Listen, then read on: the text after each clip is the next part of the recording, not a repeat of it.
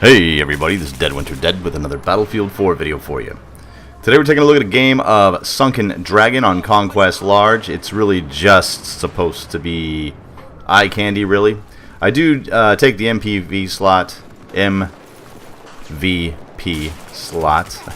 I'm not sure why I cannot speak today. But I do take the #1 slot, mostly on foot, running the support class with a silenced AWS. Anyway, this is really just going to be kind of a news video, and also I want to just kind of finally, after I've put many hours into Dragon's Teeth, I want to finally give kind of my final statements about it, and then, you know, we'll leave it there.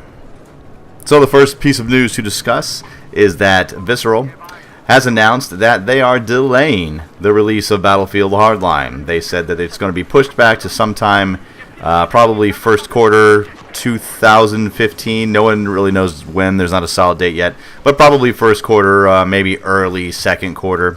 And they said the reason was they want to actually polish the game and bring us a better multiplayer experience, and also work on the single player storyline. Now, this in my mind is pretty big news, because that means that they're actually listening to the community. I know that looking on the forums, and it was also kind of mentioned in this little blog, that one of the biggest complaints that the community had, and I even said this in one of my videos, was that it felt less like a new game and a new shooter, and more like a total conversion mod. For those of you who have played Battlefield 2, there's several great total conversion mods where it just kind of changes, like reskins the entire game, maybe tweaks a little balance, but it's essentially the same game with kind of just a new, a new suit on. And that's what Hardline felt to me. It felt like Battlefield 4 with a new suit on, with a new pair of shoes on. That's really what it felt like to me, and that was what it felt like to apparently a lot of the community. So they have decided to scrap the October release date and push it back ultimately to the first part of 2015, which, it's interesting that they decided to do that. And I know it's been mentioned in a couple of other videos, but just in case you guys don't know, the major reason why,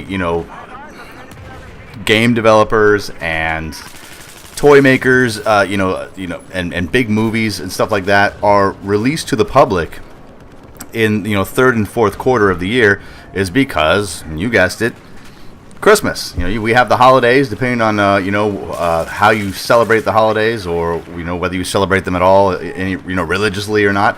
You have the holidays, and parents go out and they buy a bunch of crap for their kids, and a lot of times it's video games and toys and movies. And so companies realize that if they release the new big thing close to Christmas, that they will inevitably boost their sales. It doesn't really matter if the child is a fan of the game or a fan of the movie or a fan of the toy. They know that they will get those sales, and once they have your money, they don't really give a crap what you do with the product. You can throw it in the closet and never use it again, but that's one of the reasons why they push products out, or new products are usually pushed out in third and fourth quarters of the year. So there you go, big news on Battlefield Hardline. We're not getting it when we expected, but hopefully when we do finally get it, it will be a much better product. So, on to Battlefield 4 Dragon's Teeth. I'm just going to just go down the list here and just kind of give you my final thoughts on it, and then we can go ahead and put it to rest and get in with maybe a couple of weapon reviews, maybe some flanking tutorials for the new maps, and just overall fun gameplay. Get back to the fun stuff instead of the depressing stuff. Ooh, is it good? Is it bad? What is it? Blah blah blah. I don't like it. I love it. So let's start off with with the things that I'm enjoying. First off, right out the gate, and I believe that this is the most important thing that any DLC or vanilla game can lay down on somebody, is I'm having fun. I'm having a lot of fun with this. It's refreshing to get these new maps. I know I've used this terrible pun before, but I couldn't wait to sink my teeth into these, and it's refreshing.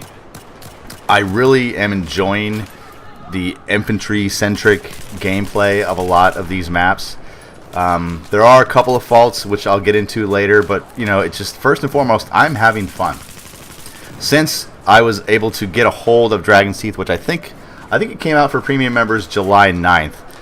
But I haven't stopped playing it. I haven't played a vanilla map or another DLC maps since I guess it was the 9th, the day one release of this DLC. I've been strictly playing nothing but Dragon's Teeth, and that's actually a testament, because I don't typically do that. I typically will get my hands on something and then kind of play it for a few hours and then kind of bounce back and forth or go back to the vanilla game or something like that. So it's been nice to kind of have my time monopolized by such a great product. Now, as far as the new weapons go, the MPX, the Deagle, the Bulldog, and that new kind of CQB sniper rifle, I think we got a fair batch of weapons. The MPX and the Bulldog are excellent, solid weapons. I think the Desert Eagle is a little bit ridiculous, just a hair. So, I think we got a solid batch of weapons. The only thing I was a little bit upset about is the fact that the support class didn't get any love weapon-wise.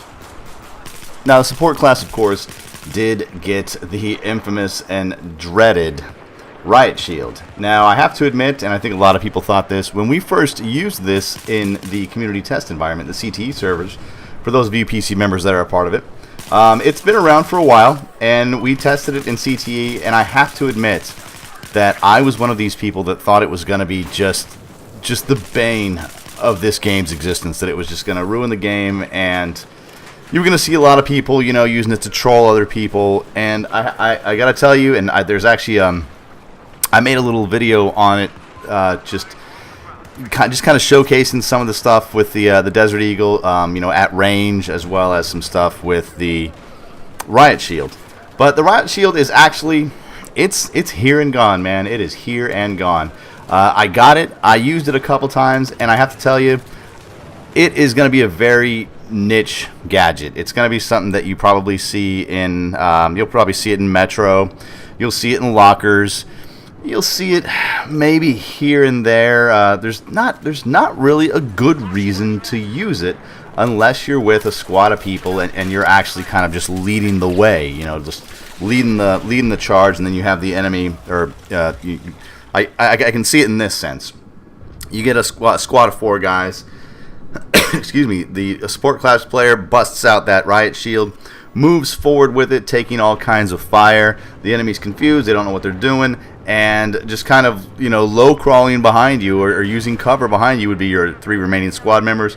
And then at a predetermined point, the 3 squad members burst out from behind the shield and are able to rush and take down, say an MCOM or take down a heavily fortified kind of stalemate position.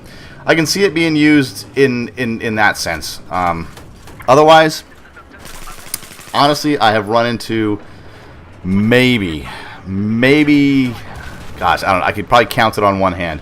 Maybe 2 or 3 players using the Riot Shield, and in all instances, they've just been cut down. Like you see them kind of turtle walking up, and they just get cut to pieces. And it's not gonna be what we thought it was, which is great. I'm glad, because there was a moment there where I was seriously thinking it was gonna be just way lopsided, just not balanced at all. But you can actually you can lob an impact grenade at the player's feet to get them.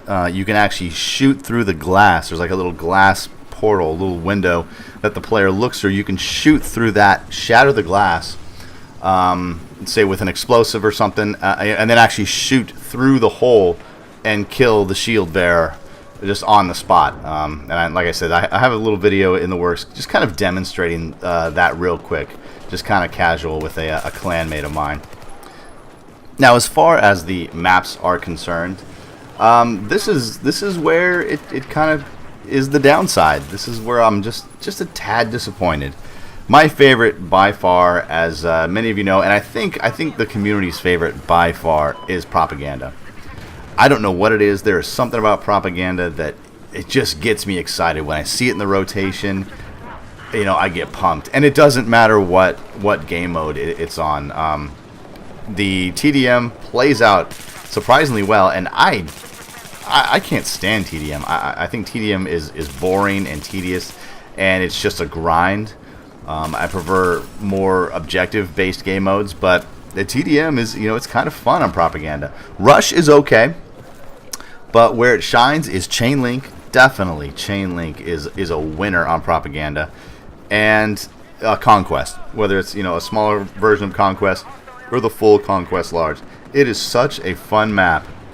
The different lanes. You've got the tanks kind of stay in the middle, and if they wander off and try to get into some tight areas, they're going to pay for it. You've got infantry areas. It is just a solid map. I would have to say my least favorite of all the maps, and this may surprise some of you, but my least favorite of all the maps is this map we're looking at here, Sunken Dragon. I feel like it's very uninspired, and it's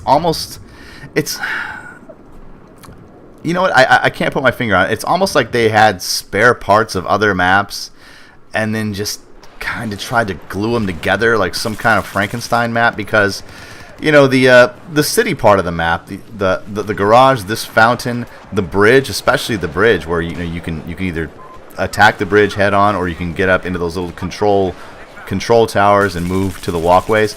That's actually pretty well thought out. I really enjoy combat in that area, but it's the actual restaurant itself, the Sunken Dragon restaurant, that's just, I don't know what it is. It's kind of, like just in its own space. It's like you're fighting in the city, and then all of a sudden you're on the moon or something. It's just, I don't know. It's ridiculous. I think this map was a strike. 100% this map was a strike.